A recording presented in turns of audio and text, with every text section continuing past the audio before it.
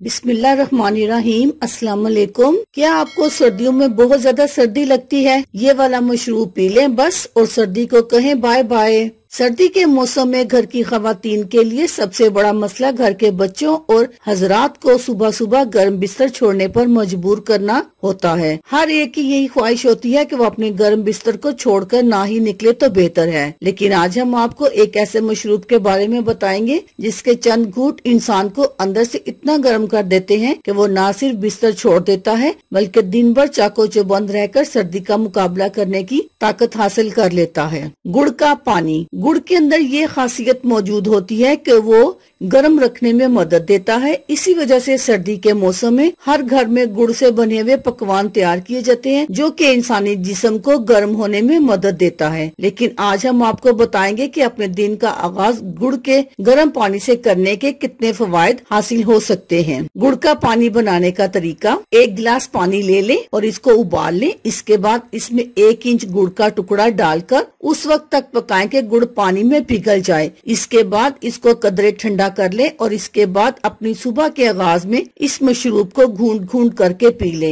ये ना सिर्फ जायके में बहुत मजेदार होता है बल्कि इसके अंदर ताकत का एक खजाना पोशीदा होता है जो कि इंसानी जिस्म को गर्म करके सर्दी का मुकाबला करने की ताकत फराहम करता है। गुड़ के पानी के फवायद। खांसी नजला जुकाम से महफूज रखे। गुड़ के अंदर विटामिन की बड़ी मिकदार मौजूद होती है। गर्म पानी के साथ इसका इस्तेमाल गले की अंदरूनी सोजिश को खत्म करके सांस की नालियों की सफाई करता है और नजला जुकाम के खतरे से महफूज रखता है। कुव्वत मुदाफत को बढ़ाता है। इसके अंदर बड़ी मिकदार में कैलोरीज मौजूद होती हैं जो कि जिस्म को ताकत फराहम करती हैं और इसको बीमारियों से लड़ने की कुव्वत देती हैं। निजाम हाजिम को तेज करता है। गुड़ मैदे में मौजूद हाजमी खामरों के बनने का अमल को तेज करता है जिसके सबब निजाम हाजिम दुरुस्त होता है, कब्ज से निजात मिलती है और मैदे को ताकत मिलती है।